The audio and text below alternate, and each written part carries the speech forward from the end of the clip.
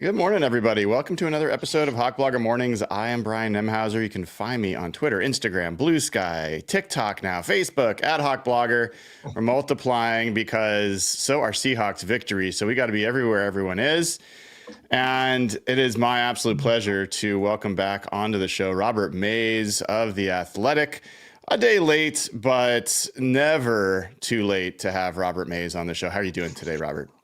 I appreciate I'm doing well. I appreciate your flexibility, and I appreciate your bravery to wade into the TikTok waters as a man who I think is probably a similar age to me, because I just find it absolutely terrifying. So I lurk there, and I have an account that I barely use. But the fact that you're willing to dive straight headfirst in, that's you're a braver man than I am for sure. I think one of the kindest things anyone's ever said to me is that you think you're a similar age to me. That is very generous, but I appreciate the thought. And yes, we will be throwing some stuff on there. We got a couple videos already. It'll be mostly shorts and that kind of thing because that's what you do at TikTok. But yeah, we'll see. We'll be there long enough to build up a following that will then get shut down when the government bans it. So we'll ride the wave. Inevitable. Robert, before I even get into the Seahawks, I've got some big news to share with you, and I think this will probably be bigger news to you than anything with the Seahawks. There's a new special over at Pagliacci Pizza. Oh, man. All right. I'm going to show it to you. I'm not just going to tell you about it. It's the Pear Primo. Have you had pear on pizza before? I certainly have. I can't remember when I would have, but I do like a good pear pizza in the fall and winter time of the year. So this is Washington grown pears, gorgonzola, mushrooms, red onions, mozzarella, and fontina over roasted garlic oil, served with walnuts on the side. I don't know the walnuts on the side piece. Like, that's a nice little touch. What do you think that's about? I appreciate that because I'm sure they're trying to keep them crunchy. Because if you put them on the pizza, there's a chance that they get a little bit soft over time, and so then you lose the purpose of having the walnuts on the pizza. So I get it. And then they also are featuring some Molly Moon's ice cream. It's the Yeti ice cream. So it's not gelato. This is ice cream. Vanilla ice cream swirled with vanilla bean caramel mixed with chunks of Theo chocolate, local chocolatier, made with Molly Moon's homemade granola. So these are pretty big treats for anybody, Robert. I'm curious, who would you treat on the Seahawks, coaching staff or roster, after that game on Sunday? I think it's Ryan Grubb. I think I would probably take Ryan Grubb out for like pizza and a beer at this point, because after the game that he and that offensive coaching staff had on Sunday, I think they probably deserve it. What stood out to you about Ryan Grubb's game? I love what they did on offense on Sunday, and that to me is a far cry from how I felt watching the offense over the last few weeks or so. I think two things really stood out to me. The commitment to the ground game and the success they had on the ground. I think that was a different sort of experience watching the Seahawks than what we've had over the majority of this season. The other part of it, and we talked about this on our show a little bit, the use of motion in the passing game and just how they were able to displace defenders in the middle of the field, cause a lot of communication on the back end for that Cardinals defense, and just open some voids and make things easy on themselves. Was very impressed by that. I can't remember the exact numbers, but I want to say Geno finished like 19 of 21 on pass plays with motion, according to Next Gen Stats on Sunday. And you just felt how just simple and efficient a good portion of their offense was. And again, that just is not how this unit has felt at times this season. And it was a really welcome change. And I think a pretty encouraging step as they get a little bit closer to the playoffs and we try to figure out what this team is capable of. Well, there's folks that are now, I think, revising history a bit. I've seen this, which is, but they did it against the Cardinals defense. And the Cardinals defense. They played against Cardinals defense 2 weeks ago and they got dismantled. Yeah, right. So and the Cardinals defense has been pretty darn good for a while. In fact, they were number one in the NFL in EPA per dropback since week 9. Like, they were top 3 in the NFL in EPA overall per play. And the run defense, I mean, Roy Lopez is no joke. I think he's one of my favorite underrated, under the radar kind of players. Really solid nose tackle. He's not going to make any team like terrific, but he's a really solid player. And it felt like one of the things Jonathan Gannon said, I don't know if you heard this, Robert, is they did some things that they hadn't shown on film. I don't know if I saw that. I think that maybe they didn't watch the film against the Jets, if that's what they thought. But there was a lot of like GT counters. There was a lot of, there wasn't as much duo in this game as there was against the Jets. But like, it's recent, but it's not really new. Yeah, I think that they just lean into that stuff a little bit more. And again, I think some of the pre-snap movement in the passing game, maybe those are some wrinkles that they haven't necessarily shown to this degree. I just think that how often they were trying to change the picture before the snap, create the certain leverages, empty out areas of the defense. It just felt more dynamic in trying and how that entire offense was operating that it has at times this season. So I can understand where Gannon would say that, just because maybe they turned up the volume on some of these things that hadn't up to this point so far.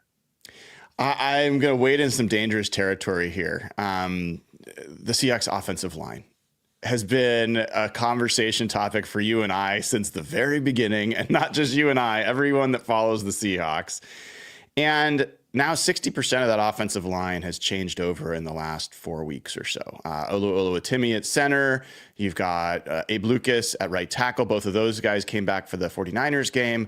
And then Satawa Lamea starts his first game against the Jets and his second game against the Cardinals.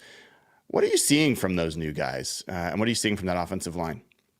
I think Abe Lucas has gotten better over the last 3 weeks. The first game that he played, and I think the game he played against the Cardinals is the one I watched the closest early on in his return. And he was fine, but there were just some moments where it just felt like he was really kind of thrown to the fire. He got pushed back into the quarterback a few different times. The play strength and just getting used to being back out there, I think, has been a process for him. So I just think overall, the right side has definitely improved over the last few weeks and kind of solidified a little bit compared to what they were when those guys were thrown back into the lineup.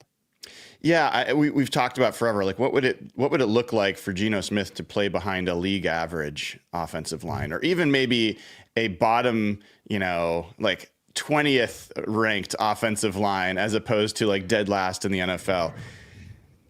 Is it fair to say that they're at least in that, that conversation for like not worst in the NFL over the last couple of weeks? Yeah, I think probably not worse than the NFL, but I'd still probably put them back as a below average offensive line. So I think I need a little bit more time before I'm willing to say that this group has upgraded from a real problem to something that maybe you can ignore every once in a while. That's the conversation. I mean, that is potentially the limiting factor. It has been from the start with this team. And this game against the Cardinals, you saw they had, I think, their lowest pressure rate. Geno Smith had his lowest pressure rate of the year. I think that you also had their best rushing game. They had no sacks given up. At least for this one game sample size, this was kind of what it felt like for Geno Smith to not have to operate on God mode the entire time to win a football game. What did you see from Geno Smith in this one?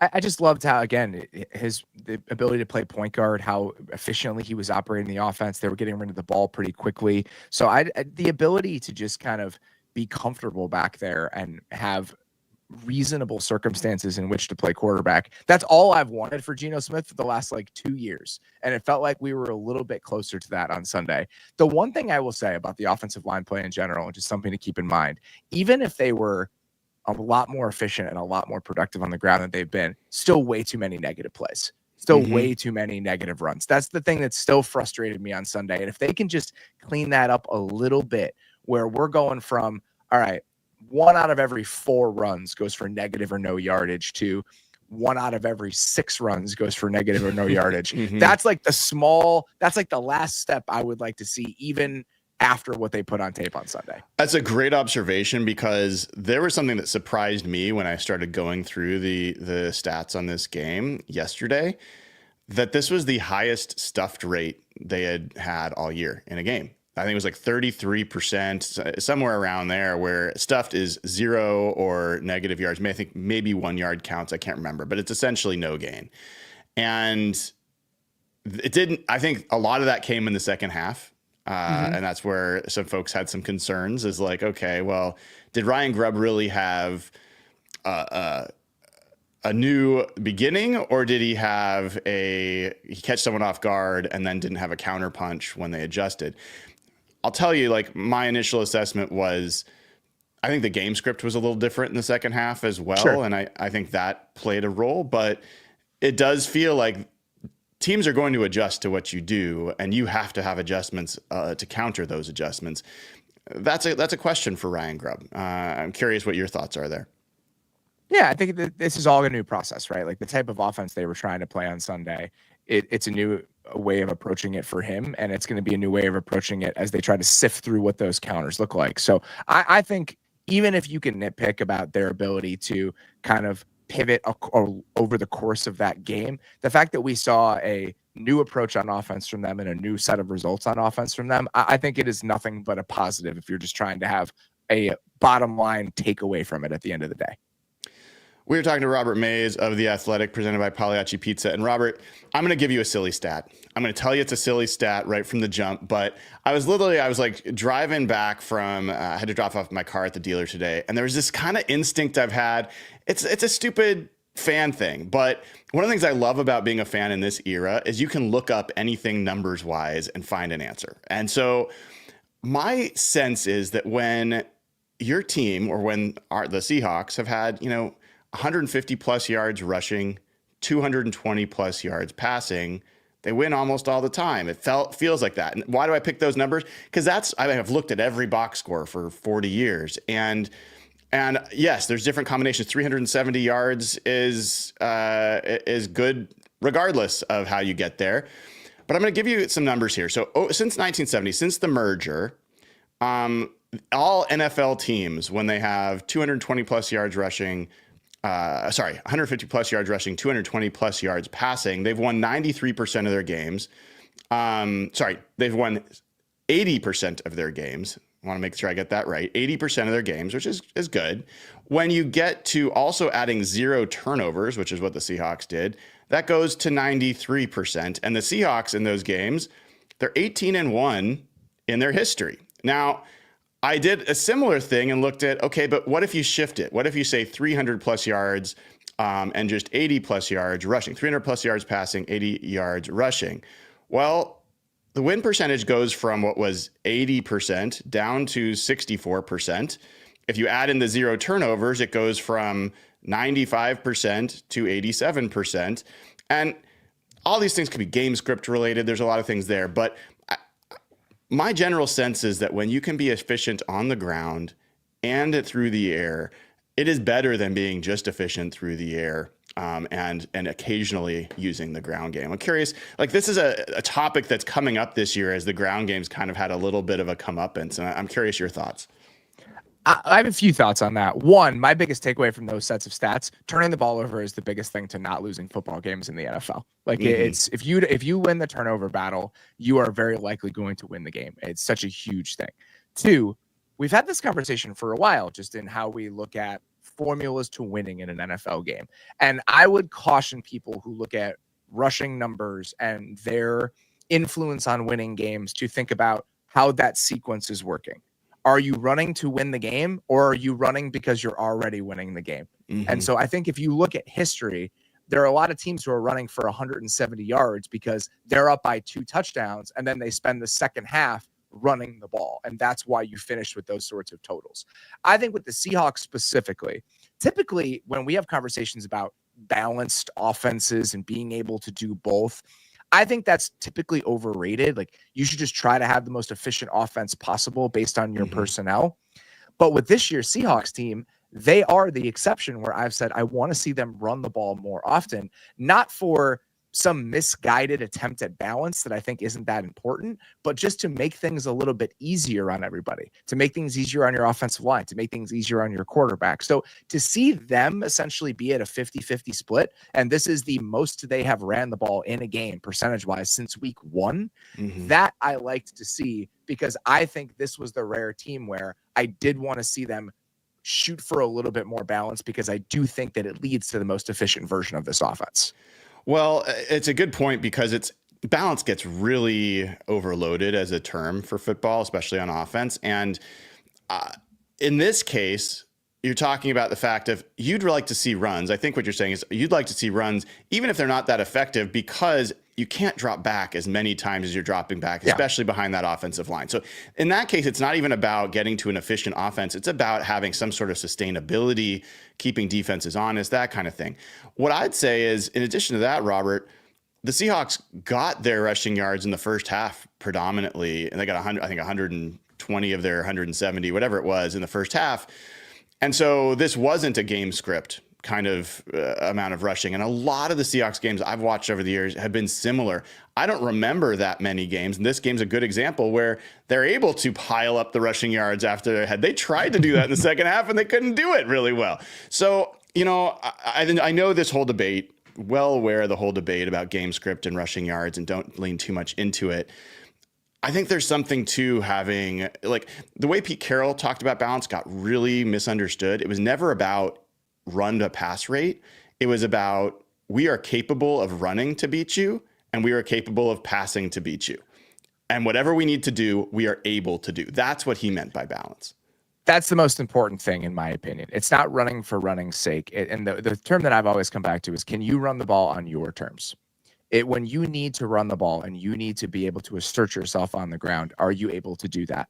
And I think especially now, as we've gotten into this era where defenses are better at limiting explosive pass plays than they've ever been, now that's more important than it's been since I've started covering the NFL. If you are not an offense that can assert yourself on the ground, you are going to have issues. And if you look at the best offenses in the league right now, Detroit, Baltimore, teams like that, they're able to run the ball on their terms. So getting closer to that type of balance where the final numbers don't really matter, but are you a team whose strengths are balanced? I think that is a worthwhile pursuit. And it was nice to see the Seahawks get a little bit closer to that on Sunday. One more number I want to give you before we get to the topic at hand, which is the best unit in the NFC West. We're going to talk about that in a second. But Ryan Grubb, you started by giving him some Pagliacci Pizza and some Molly Moon's ice cream, which was very nice of you. And one of the things in evaluating that offensive performance over the year that I think is underrated is the Seahawks have had the worst average starting field position of any team in the NFL. And heading into that game against Arizona, they had only 4 possessions start in plus territory all year, which was dead last in the NFL. And then they got 2 on consecutive possessions to up it to 6. So, nice little growth rate there. But I think people underestimate the implications of how much a defense is helping an offense or a special teams is helping an offense, and the crutch that can be that's either lifting an offense up or, if you don't have it, keeping them down. Absolutely. And I think that game swung on those 2 turnovers. Mm-hmm. Like those 2 turnovers are the difference in this game. I think that the Seahawks offense played well. I think the Seahawks defense played well, but getting those 2 possessions to swing your way, that's where the game changes, in my opinion. And I think starting with those short fields is a huge reason for it. So I teased this topic in the title of the show, and it's something I was just curious about because you and I talked about this going into the Arizona game, which is of those 4 units, the offense for Seattle, the offense for Arizona, the defense for Seattle, the defense for Arizona, which of those 4 units was best, which of those 4 units was worst. And we generally came to the conclusion that the Seahawks defense was probably the best unit in that game, but the Seahawks offense was probably the worst unit, or the one you had the least confidence going into that game. So I want to broaden that topic now as we've seen numbers of weeks of how this team is playing. If you look at the balance of the whole NFC West, which is still up for grabs for a lot of these teams, for pretty much all of these teams, which do you think are the best? What's the best unit in the NFC West, and which were in the conversation when you're kind of considering that question? Well, so the question that you asked me, and I think it's an important distinction here. What is the best unit when they're playing their best, and what is the most consistent unit that you would feel like you can rely on? And I honestly think those might be 2 different answers, and I think that the distinction is important. The unit that is best when they're clicking is the Rams offense still.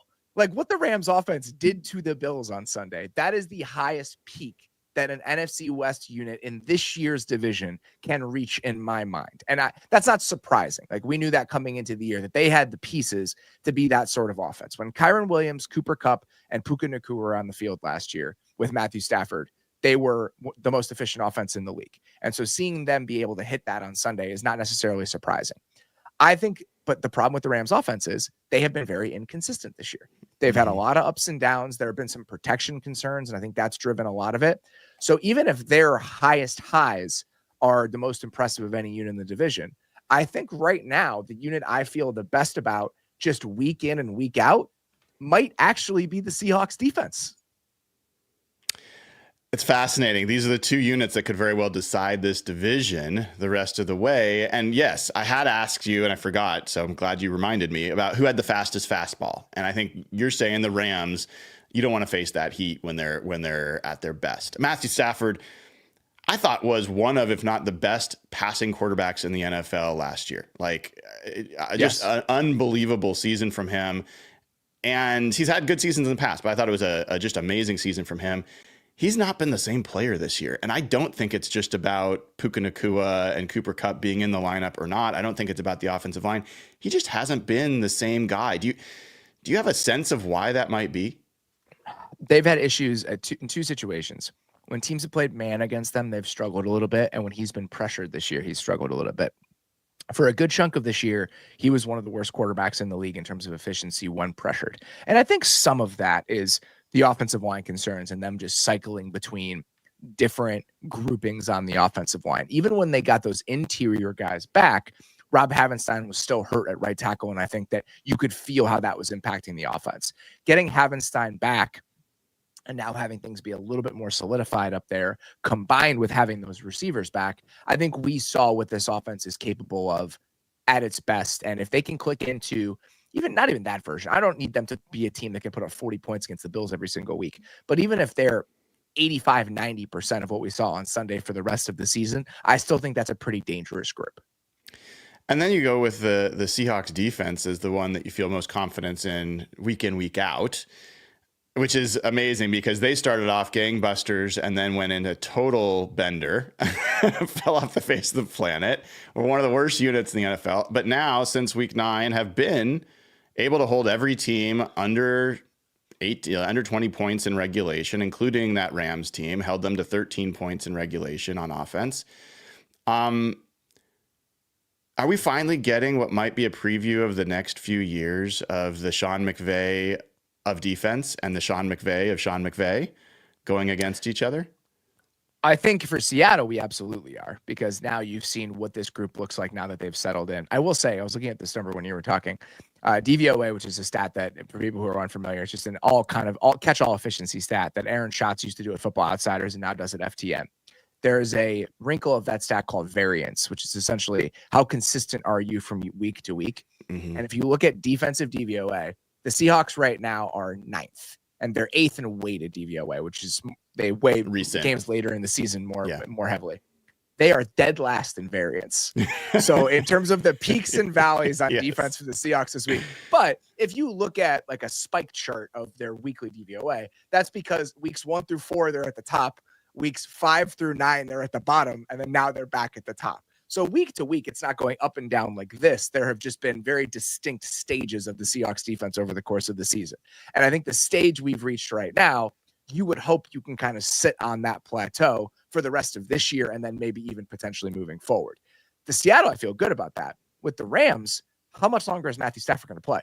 I think that's the biggest question there. And not even just how much longer is he going to play, but how much longer is he going to be able to play at this level? You talked about it. He has not been week to week the same guy he was in 2023. So I think that feels a little bit more fragile because the quarterback, there's a little bit more uncertainty with that. With the Seahawks, it feels like they've found the blueprint of who they want to be. And hopefully that's something you could rely on moving forward.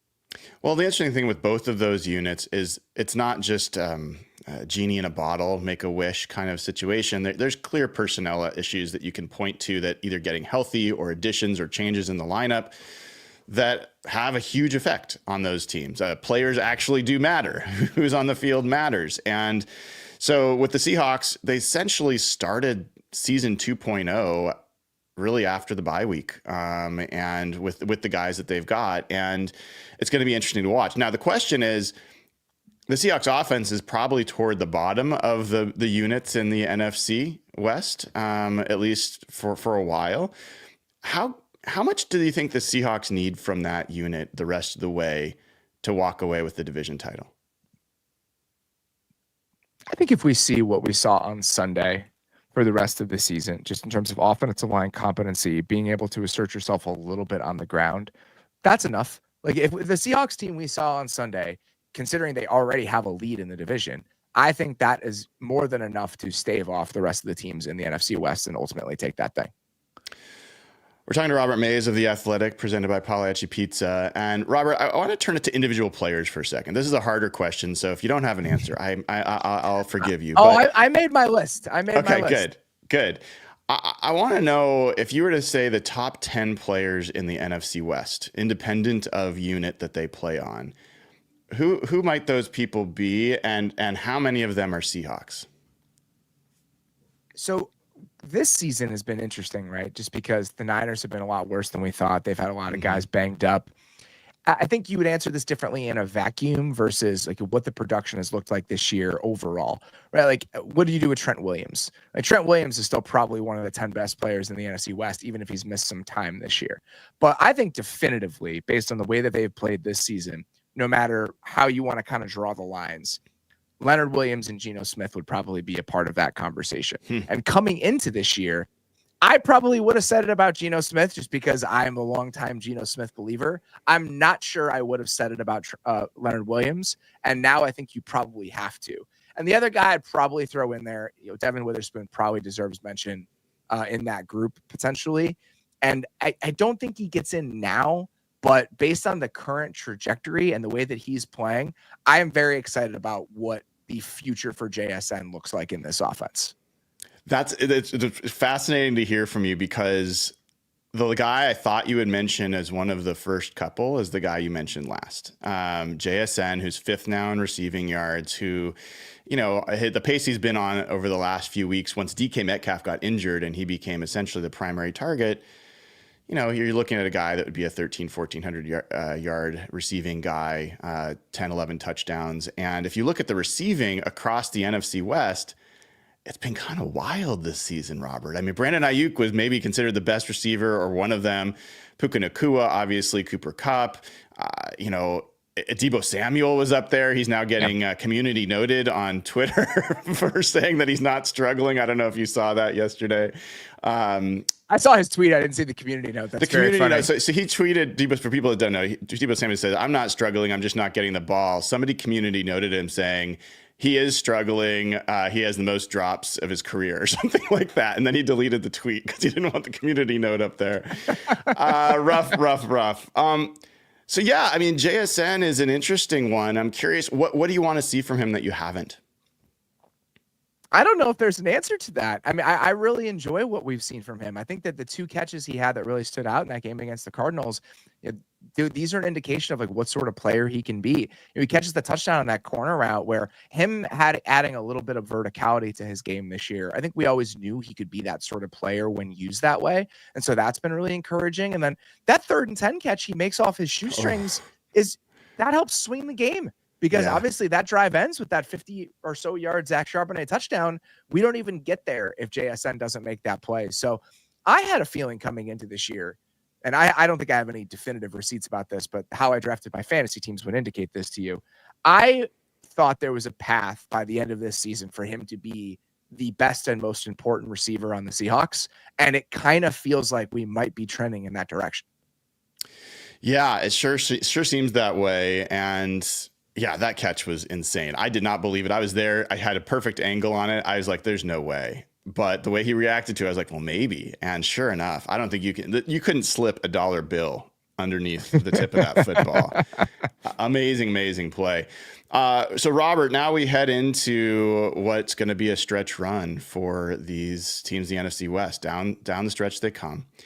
And give me your handicap on kind of like how you handicap this race, who you think has the advantage, who your betting money would be on if you were to put money on it. I'd probably put it on the Seahawks just because they have the inside track right now. But I would not at all be surprised if the Rams got really hot over the last month of the season and somehow pulled this out, because I do think that the heights their offense can reach are frankly terrifying, right? Like what that offense can look like against a Bills defense that had been a top 10 unit for most of this season. I don't think the Bills defense played that bad on Sunday. I really don't. If you look at a lot of those big plays that the Rams hit, a lot of these are contested catches. They made it fairly difficult on the Rams for most of that game, and it just didn't seem to matter because of the star power that Rams offense has when it's clicking. So I just think that the gear the Rams can reach makes them frightening, but the fact that the Seahawks have given themselves a little bit of breathing room going into the final month of the year here, you still probably have to make them the betting favorites. And as they head into these games against the Packers Sunday night and then the Vikings, the last two home games, tell me tell me what you expect between the Packers and the Seahawks. What are you going to be looking for in that game? It's a great question. The Packers' ability to kind of assert themselves on the ground recently has been very impressive. So what that looks like and the Seahawks' ability to defend the Packers on the ground is something I'm interested in. And then the Seahawks, can they do the other thing on the other side of the ball? This Packers defense, can you run the ball a little bit on them? Can you continue to assert yourself there? So what the Seahawks look like up front on both sides of the ball, I think, is still going to be the biggest question that I have.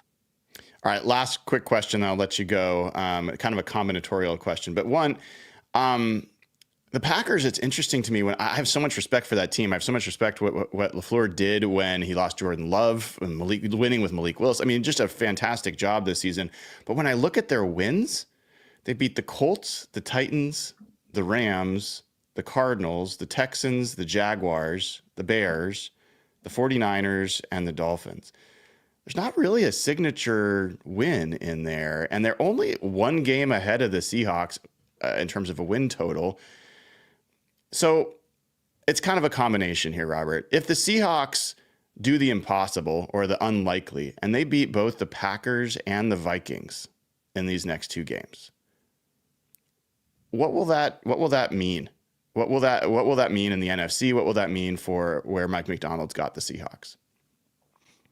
I think it's encouraging for what things could look like moving forward.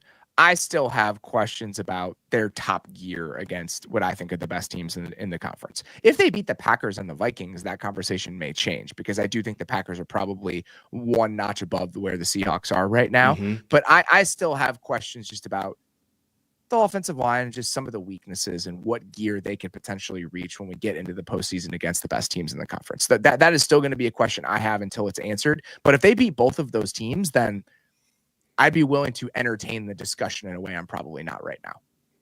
Yeah, I think that's very fair. I don't know that many people want to see the Seahawks offensive line go up against the Eagles defensive line anytime soon. And I will let you know, because I want to make sure you get this in your head as you talk on your national show. If you look at the Eagles defense is getting a lot of love nationally, it's playing fantastic. If you look at points per drive, scoring drives per drive, percentage of scoring per drive, you look at EPA per play, Seahawks defense and the Eagles defense are essentially equivalent over the last 6 weeks of the season. So I think the Seahawks unit is playing pretty darn well and maybe still flying a little bit under the radar nationally.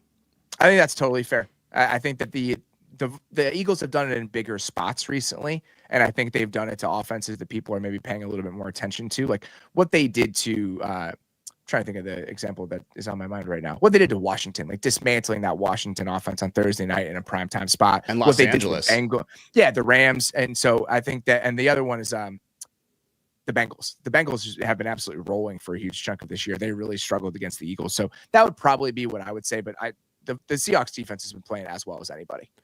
What can people find from you coming up at The Athletic?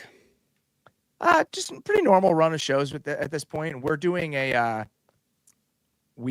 a show about the coaching candidates this offseason, heading into this cycle. So I did that with Connor Orr. That should be out within the next hour or so. So you guys can check that out. And then we'll have our normal midweek show. We're doing it with Derek Klassen this week, talking about the teams that just kind of fell short this year. The teams that had playoff aspirations that didn't quite get there. So a little bit of a postmortem on teams like the Bengals, the Cowboys, the Niners, the Jets, people like that.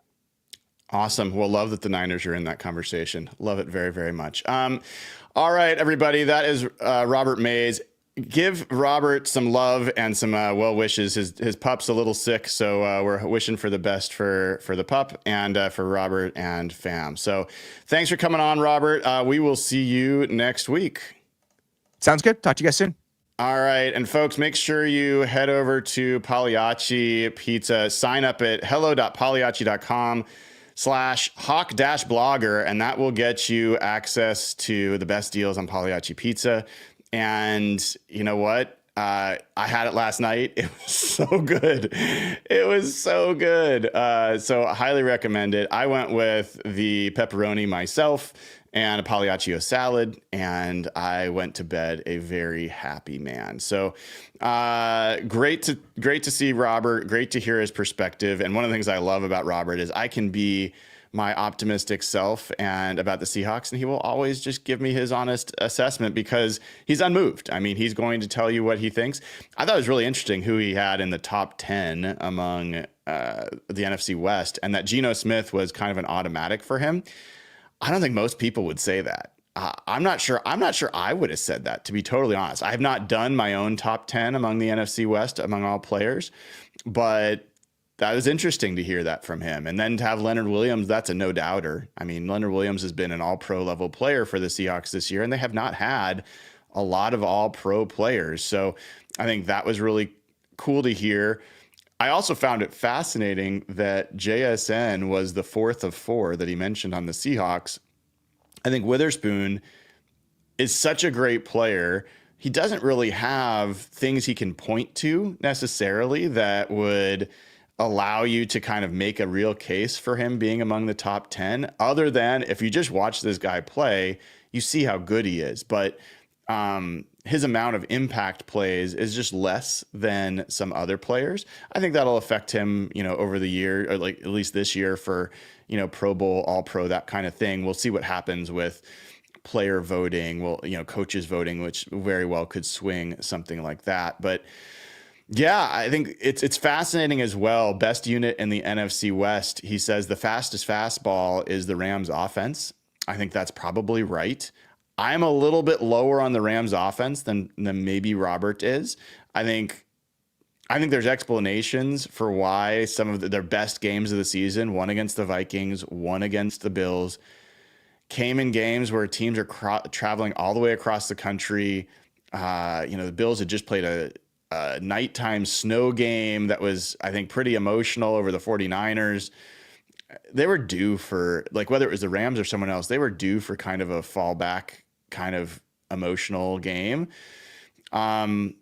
And then against the Vikings, I've talked about this before. That was after a division game against the Packers that they lost, and then a short week on a Thursday night, and then they lost their left tackle at halftime. I mean, I'm not saying that the Rams offense does not have high potential. I just don't know that I think it's quite as impressive as Robert thinks it is. And we're going to find out, because it's going to probably come back down to those two units. The Rams offense and the Seahawks defense is probably going to be the deciding factor. I think the Seahawks offense and the Rams defense could also be the deciding factor in the NFC West race, because let's face it, yes, the Rams scored, 44, but they gave up 42. So, let's let's not forget that. I don't know that the Seahawks offense has been as bad as the Rams defense was in that game, giving up 445 yards, 25 first downs, and 42 points. And then, they also gave up 300 plus yards to the Saints offense and 14 points, which is not a lot, but they only scored 21. They gave up 481 yards and 37 points to the Eagles. They gave up 382 yards and 22 points to the Patriots and Drake May. So that defense is not defending much of late. I think we've seen more promise from the Seahawks offense, and I think that there's more things I can point to that would give the Seahawks offense a chance to stabilize. They've already, for what it's worth, they've already been a top 13 unit to the first 7 weeks of the season. So they've done it for a decent stretch against some good defenses as well. The Detroit defense, by the way, is like one of the top defenses in the NFL, and the Seahawks offense rolled over that defense. So in any event, I think it's going to be interesting. And I think it is going to come down to which unit plays the best, which unit is most consistent. And then, which flaw, which weakness is minimized as much as possible. In just a little bit here, we are going to be joined by Mike Randle of FTN Fantasy, and we'll talk about this game against the Packers, as we always do each and every week. And thank you to Mike for changing his time. And I'm going to make sure he's got the right link to join. And one of the things I want to look at, I'm going to look at this right now while we're waiting, because I like to find out who are the players that have had the best performances against the team that the Seahawks are facing this week. So let's find out who are the players who have had the biggest games this year against the Packers. And I don't know the answer. I haven't looked it up. I'm super curious. I have some guesses, but I don't know the actual answer. So we're going to find out. That's both passing, rushing, and receiving that we'll look at this. And then Mike will always give us additional information. And I found it kind of endearing that Robert's like, I don't know if you've heard about DVOA and Aaron Schatz and what he's done. And it's moved from Football Outsiders to FTN. And I didn't want to let him know, but yes, we are well versed in DVOA here on Hawk Blogger Mornings, as are all of you. If you have not joined at ftnfantasy.com using promo code HBAM, Robert Mays is a subscriber. I'm a subscriber. We're giving you a fantastic deal, 15% off, less than $8 a month. Just use promo code HBAM and you will get access to all that great stuff. So I am looking right now. I can tell you who have had the best games against the Packers. Whoa. No, sorry. For a second, I was like, whoa, that's crazy. I did not put the opponent's filter in there. So I was getting the best games of any player across any team. That's a very different result. So now I've got it.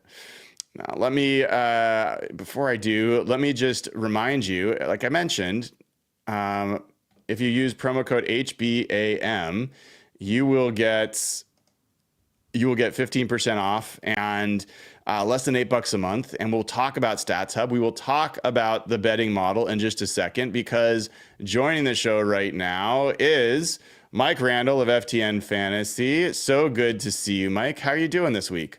I am doing well, my friend. And the juggernaut that is the Seattle Seahawks cannot be stopped. The question is, will it be stopped this week, Brian? That's what I want to know. Well, we're talking to you to find that out. You guys over at FTN know all these things. Now, I will say, I believe the betting model projected a pretty big win for the Cardinals, 27-20.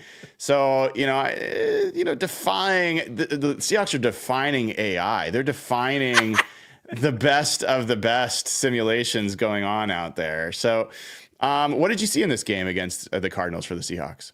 Yeah, it was impressive. It was super impressive, and the offense was clicking, Brian, and the defense had been solid and continued to be solid. And the big plays, the timely passes, the big adjustment that I wanted to see from Seattle. And I've been waiting for a team to do this against the Cardinals, and they haven't done it. I don't think the Cardinals' run defense is that good. It's been really difficult for teams to run the ball. And you finally, without Ken Walker, figured a way to get those explosive plays against the Cardinals. And once you do that, what you don't want is what San Francisco always does this year, which is give the quarterback like Kyler Murray a chance to come back late. You eliminated that with big plays. Just a great all-around game. Defense has been improving. This is a great matchup this week. I'm really looking forward to it, because I'm high on the Packers. I am. But I don't mess with momentum, and the Seahawks have it all right now. Well, it is a race to the finish here in the NFC West. A lot of teams still bundled tightly together, and two of them face off on Thursday night. This first game, it's going to be fun for Seahawks fans, because whatever the outcome, Seahawks fans will be happy. They'll be cheering, I think, from a playoff perspective, for the 49ers to win that game, which makes everybody queasy in Seahawks land. But as I look at the betting model right now, Mike, it looks like it projects a pretty comfortable 49ers win. The 49ers are a 2.5-point favorite. The simulation projects a 29-20 victory for the 49ers. Tell us what you're seeing in that game. Yeah, remember that what we do with the simulations is we simulate every game 10,000 times. And we run it with all the data and stats that we have. And the more stats that we have with our Stats Hub and DVOA, the more accurate we find those to be. And look, there are outliers, like last week you mentioned it with Seattle. But what you're seeing here is we have a discrepancy between these teams in terms of their stats, their talent on offense and defense. and what the public sees. That's what the simulation stands for. So we have a 9.8% edge for San Francisco at home. It's a short week. We think the Niners have made some steps forward here over the last couple of weeks. They're still shorthanded. I understand that, but they still have the better defense. This is a matchup between Shanahan and McVay, which Shanahan usually does well. Everything is lining up here for a San Francisco win against the Rams, which, like you said, is shocking because that's exactly what you want to have happen here as a Seattle fan. But what that means is we feel San Francisco is significantly better than the Rams. Doesn't mean that Brock Purdy doesn't throw a pick six to start the game and this goes out the window. But if you ran this 10,000 times, the Niners would win a lot more often than the Rams would. Yeah, I mean, we've done this all season with you, Mike Randle of FTN Fantasy, and there hasn't been a lot of big edges in the games with NFC West teams. This is a 10% edge. Like, I think you've said 8% and up is a playable game from a betting perspective, and so this one qualifies. Yeah, it does. And what's interesting is you look back to earlier this year, and the Niners lost to the Rams in that game. So the question is going to be, what happened in that matchup? Well, even though at that point there was no CMC, it was Jordan Mason earlier in the year, and Brandon Ayuk wasn't doing much, and Deebo Samuel didn't even play. That game was still 27-24. Now, there was no Cooper Kupp in that game. There was no Puka Nacua, so there was a lot of different things. But the Niners defense, I think, has to come up with a big game and play well. You saw them do that against the Bears. They struggle against the Bills. They struggle against the Packers. But this is an adjustment game. This is a game that I think the better defense needs to put pressure on Matthew Stafford. But I think it is fascinating. It's one of the more fascinating Thursday night games because when they met earlier this year, both teams didn't have their full cadre of weapons. Ayuk could come back, but he really wasn't acclimated, Brian, to doing much for the Niners. So we're banking on the better team here at FTN. We're banking on a team that we think is due some positive regression, although I don't know if it's going to be too little too late for the playoffs this year for the Niners. Well, as a Seahawks fan, it is a rare thing for me to say, but I'd be fine if the 49ers won all the rest of their games this season. And I think if they do that, I think the Seahawks are not only going to get in the playoffs, win the division, but I think that the Niners will get a much worse draft pick. So sorry, Niners. Good point. Moving on. I think that would be a fun one Thursday night. The next one we'll take a look at, Arizona Cardinals. A lot of people think they're out of it. I think that that's a little premature. The Cardinals have a pretty winnable rest of the schedule, and they have to hope the Seahawks stumble because they don't have the tiebreaker there, but they have a chance to take that tiebreaker from the other teams in the NFC West. So they play the Patriots at home. The simulation has them winning. They're favored by 6 points. It has them winning 26-18. So not a huge difference from the betting line. No, and teams coming off a bye, which the Patriots are here, you would think they'd be more prepared for this game and they'd have a better game plan. I do think the Cardinals bounce back in this spot, but you never know. There was a running quarterback on the other side for Drake May, so there's some options there. The biggest drama for me that I think, Brian, is funny is Trey McBride ever going to catch a touchdown? I mean, he's had such a good year, and he only had the one fumble recovery. He Connor fumbled, he recovered in the end zone, but he hasn't hit a receiving touchdown. I think that's an advantage they can have here if they use it against the Patriots. But, I would expect a closer game because the Patriots are coming off their bye, and I think they're prepared. And Cardinals are hurting a little bit here, smarting after the loss last week. So we'll see. But certainly interesting game there as well because the Cardinals, desperate, need this game. Well, I got to say about Trey McBride, he showed up on my list in a bad way on Sunday. He flexed on the Seahawks sideline when they were down by, I don't know, like 15 points or something. It's bad look, man. Bad look. So if you want to be a tough guy, do it in a moment that actually makes a difference in the game. But when you actually score a touchdown, how about that? Maybe he's searching, Mike. When he can't get in the end zone, he's trying to find his place to celebrate. So last one, obviously, we'll talk about this one the most. The Seahawks host the Green Bay Packers on Sunday Night Football, prime time. And the Packers are road favorites by between 2.5 and 3 points, depending on where you look. And the simulation has the Packers eking this one out 25 or 26-23. Talk to us about this game. Critical game for both teams. I've been very high on the Packers all year. Jordan Love has actually stopped his turnover problem, which I think has been an issue. And I think the key that you have to isolate here for the team you're looking for is Green Bay's defense under Jeff Hafley, who came from Boston College, my alma mater, has improved. But I would not say they're great, Brian, at putting pressure on the quarterback, which is why if you look at our DVOA stats, Green Bay is vulnerable to opposing quarterbacks. Green Bay is also vulnerable to opposing wide receivers, and they are exceptionally vulnerable to opposing tight ends. So I think you have opportunities here to take advantage. It's a good defense. I would not say it's a great defense, and I think the key is you're going to be able to build off the offensive success you had last week. The other side of this is Seattle's defense. Something is wrong. I understand they have a lot of weapons, and Romeo Doubs will probably be back for this game. But it was odd last week, Brian, that Jaden Reed did not have a catch against the Detroit Lions in probably the biggest game of the year for the Packers. And it was close. And Christian Watson finally went nuts, someone I've been hyping all year long because of his big playability at 6'2", 4'3", but he drops a lot of balls. Jaden Reed, who pretty much is their best all-around wide receiver, had one target and no catches. So I would expect them to move him all over the place, almost like a JSN type of player for the Packers, and try to get him involved early in this game because Doubs should be back. Watson is the deep threat, but you can take him away. The question is Jaden Reed going to finally get back to normal? Because when he's clicking, Brian, their offense is great. He really dominates short to intermediate area of the field. I think your run defense will be able to limit Josh Jacobs and his 3 touchdowns from last week enough. But the guy I'm worried about for Seattle is Jaden Reed. If you told me his stat line right now, I would tell you whether Seattle wins this game because I think he really is the bellwether of this offense. Interesting. Well, one of the things people might not know about this Packers team, and you talk about Reed and Dobbs and some of their playmakers, they are, last time I checked, among the league leaders in the NFL in forced missed tackles on the ground. For the runners, Josh Jacobs, and then also after the catch. So they have guys that on both levels of the offense can make you miss, can break tackles, and they get the ball to people in space and they do something with it. Reed being one of those guys. But as we look at the guys that have done well against this Packers defense, so we're going to flip it the other way around. I will first talk about quarterbacks.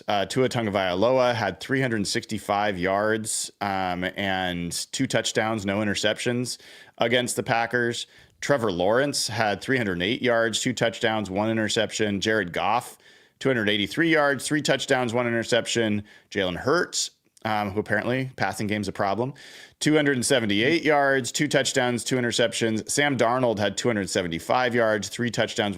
There's a lot of guys. Will Levis had 260 and 2 touchdowns. Caleb Williams had 260 and a touchdown. There's a lot of passing yards going off against this Packers defense. Yeah, and the Lions beat them twice. And in both of those games, they used the two-headed monster of Montgomery and Gibbs to perfection. Gibbs had 6 receptions in the last game, and both of them combined in their first matchup, which was at Green Bay, for a healthy 5 yards per carry. So I do think that if Walker is healthy, and you would know better than I if he's going to be ready to go, I think using both Charbonnet and Walker, you will find success like Montgomery and Gibbs. And like a similar situation with the Lions, you have stud wide receivers that the Packers are going to have to honor. They could not take away Amara and Laporta and Jameson and Tim Patrick, you saw eat them up. So if Tim Patrick is going to be able to eat them up, and you have to honor Seattle's run game and you have to honor Seattle's pass game, but if Tim Patrick can do that, what is Jackson Smith and Jigba going to do against them here? So they can't take away all your weapons on offense. The key is going to be the turnovers, and the key is whether you can establish the run game, because Detroit did that and it kept them off kilter. The one thing the Packers did well, which I think Seattle will be ready for, is I did not think their game plan against the Lions, with the Lions' poorest pass defense and strong run defense, would be to run the ball. But I think the Packers were worried about their defense against the Lions at home. And you know that when you went there, had a high-scoring game from both teams. So I would expect them to also be worried about the Seahawks offense here in Seattle. So I would think that early on, you'd see a lot of Josh Jacobs hoping to soften the defense to get those hits to Jaden Reed, Romeo Doubs, etc. So you can stop that running game early and make them one-dimensional. They're going to struggle. Well, I'm certainly going to be looking at all these things when I do my deep dive today, write my tail of the tape article. I've not looked at this yet, but I would bet that in games where Josh Jacobs does not get going, which has not happened much this year, I would bet that they don't play as well. And so let me actually do a quick look here, and I'll tell you what that actually is. Yeah, so in the games, the games where he's had his lowest rushing yards totals, they've won. Against Miami, he had 43. Against Tennessee, he had 43. He did have 74 yards receiving against Miami, so maybe that's a set aside. But the Titans, he had 43 yards rushing and 5 yards receiving, and they won that game convincingly with Malik Willis at quarterback. So, who knows? Who knows what's going on there? I will say the guys that have done well rushing against the Packers, Joe Mixon had 115 yards and 2 tutties. Saquon Barkley had 109 and 2 touchdowns. Jonathan Taylor had 103. Kyron Williams had 102 and a touchdown. So that's a lot of running backs going over 100 yards. Aaron Jones had 93. So it's interesting to me when I look at that, and then I see on DVOA over at ftnfantasy.com, promo code HBAM gets you the best deal, 10% or 15% off, less than $8 a month. Packers are third ranked team in DVOA. Third. Mm-hmm. They are third on offense, 11 on defense, and 16 in special teams. That 11th ranked defense, it's a little surprising to me. I'm a little surprised it's that high. What do you see as what do they do well from your perspective? They're not giving up explosive plays. That's what they do, is they keep everything in front of them. I will point out that their run defense for DVOA is currently ranked 12th, and Green Bay is 10th, and Arizona is 13th. But I would suspect, Brian, you go back to last week, Arizona's run defense was ahead of Green Bay's, and then because of your performance, it knocked them back a little bit. So I think you face a very similar front seven run defense that you saw against Arizona. You're home. Green Bay is coming cross country. You're dealing with a Sunday night game, which is going to be fantastic. And if you look at Jacobs, he's not getting high yards per carry in the last couple of games. He is an older back. He's not super old, but he's a grinder. He's getting worn down a little bit. He's had some big 100-yard performances, I think 3 this year, maybe. So it's not like he's getting 90, 100 yards every game. But what he's getting is 16 carries, 18 carries, 20 carries. They know what they have in their defense, which is solid, but they know that if it stays on the field, that they're going to struggle. So they're going to try to run the ball here. They're not going to want to get in a shootout with you because your defense is better.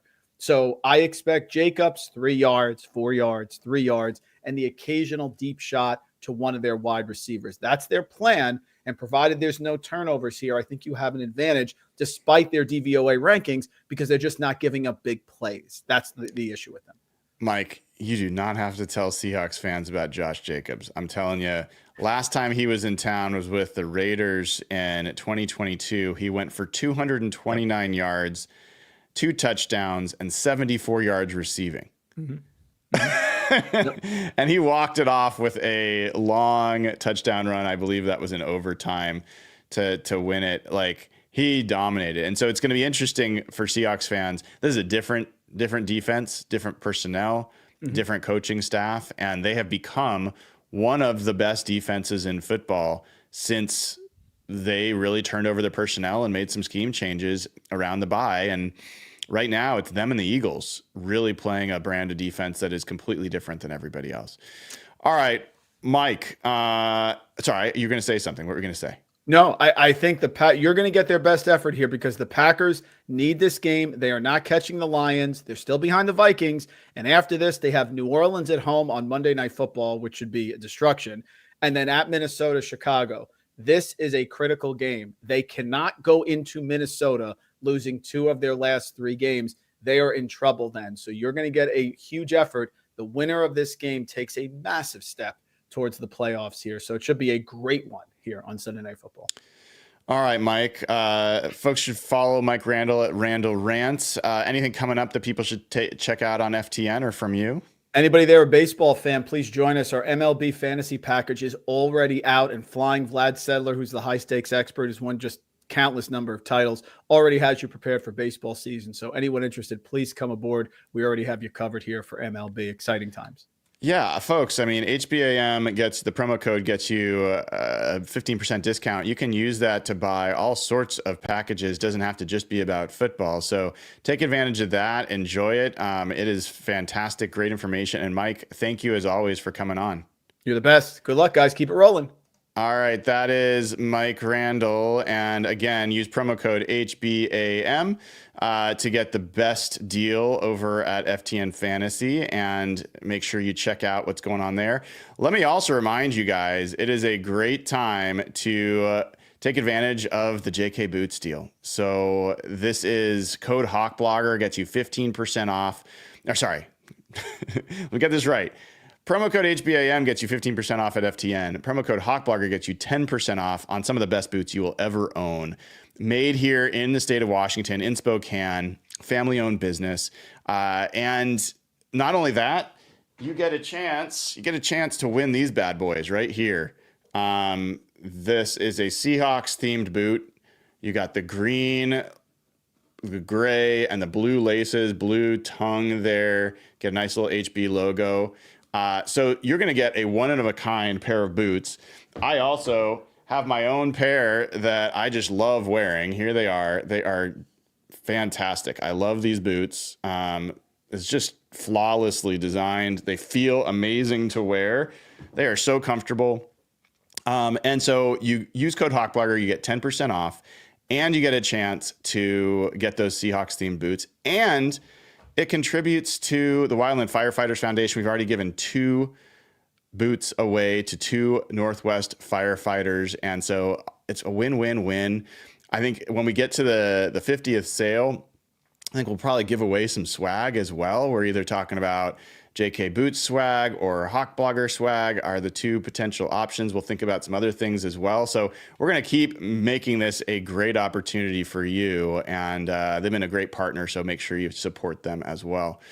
All right, everybody, that is it for your Tuesday edition of Hawk Blogger Mornings. Again, you can find me. Give me a follow over at TikTok if you don't mind. Just take a second. We're trying to get to at least 1,000 followers so we can be live there as well. And you can also find me on Twitter, Instagram, Blue Sky, Facebook. Hello to all my Facebook folks that have been an amazing supporter this year as well. Give the show a like, click subscribe if you haven't already. And I will be back with you tomorrow morning. We're going to have first look going over this Seahawks-Packers game. Fantastic matchup. Cannot wait. I'll be learning about it all day today, writing about it for Tail of the Tape. I'll publish that. And then we'll do first look, and then Ray Roberts will be on for Big Ray's Rewind. So we get a Big Ray's Rewind week. And then Thursday, we get Sheil Kapadia from The Ringer on. That's going to be great. And then Friday, I'm going to see about, we might do a Dave Bowling and Mike Sando show. I'll ask Dave right now about it, and we'll see if we can get that hooked up. So all sorts of great content coming your way. Make sure you support the show. Join at patreon.com/hawkblogger. Join as a YouTube member. However you want to support the show is greatly appreciated. All right, everybody. This has been episode 261 of Hawk Blogger Mornings. Take care. I'll see you soon.